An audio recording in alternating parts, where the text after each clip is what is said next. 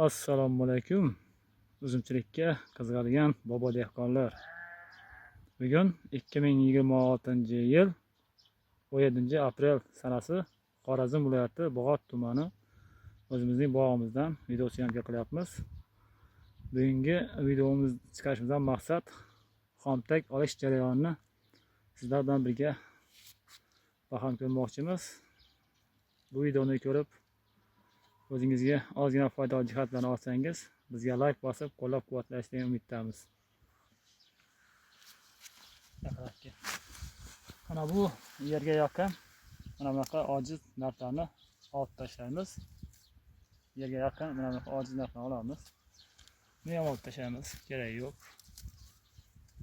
Mana bunaqalarni olib tashlaymiz. Bulardan yaxshi novda chiqmaydi. Mana bu ikkalasi bir yerdan chiqqan. Yoqlarga ko'rsat. Tagini. Qaysi baquvvat bo'lsa shuni qo'yamiz, ojizini olamiz buni ham. Ikkalasi yonma-yon tagib chiqqan. Mana bir yerdan chiqqan ikkalasi. Bunaqa qurigan shoxaga shakl berib olamiz. Mana shuni ikki novda qo'yamiz. Buni olib tashlasak ham bo'ladi. Buni zapas qo'yib ketamiz. Ertaga oldimizda shamollar bor, shuning uchun zapas qo'ydik. Buni bu yoqqa mana bunaqa ojizlardan olib tashlaymiz. Bu yaxshi pishgan novda bo'lib yetishmaydi. Kelgusi yil yaxshi hosil bera olmaydi. Buni bu yerdan olib tashlasak ham bo'lar ekan. Mana tagidan. Buni ham olamiz. Mana yana shu tepa qismida mana shu ikki shoxani qo'yamiz novdan. Chunki baquvvat novdalarni qo'yamiz iloji boricha. Bahorgi xomtak deganda maqsad uzumlarni baquvvat novdalarini qo'yib siyraklash. Shunda kelgusi sifatli meva qiladi. Mana bunda mevasi bor. Bunda mevasi yo'q bo'lsa ham qo'yamiz. Nega deganda kelgusi meva berishi mumkin. Mana bitta shoxasini mana shuna qilib bahor xomtakni oldik. Endi keyin bargi shoxasiga o'tamiz. Mana bunaqalarni olib tashlaymiz. Mana bunda mevasi bor ekan, buni qo'yamiz. Nega mevasi ham qaraymiz. Mevasi kamroq bo'lsa, masalan 20 donadan kam bo'lsa mevasi, pasatdan chiqqan bo'lsa ham qo'yib ketamiz. Nega deganda sotishimiz ham kerak.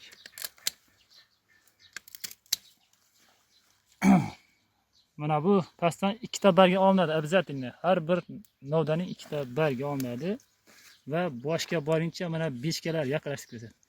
Mana beshkani olib tashlashimiz kerak. Nega deganda boshga ozuqa yaxshi yetib boradi. Mana beshkasini olib tashlaymiz. Mana bu yerda ikkalasi bir yerdan chiqqan ekan, qarang. Ikkala novda bir yerdan chiqqan.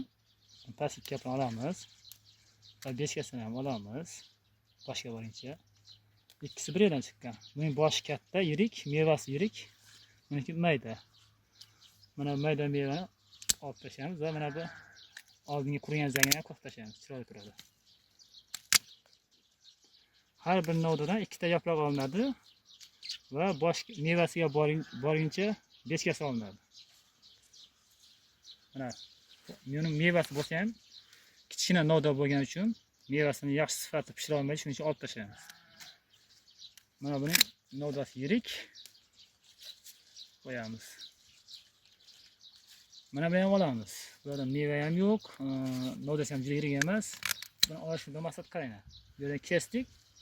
Endi buni mana shu tanadan chiqib kelgan birgina novda qoldi. Uni ham boshqa yaxshi pishiradi sifatli. Maqsad siyraklash, bu qiyin ish emas. Mana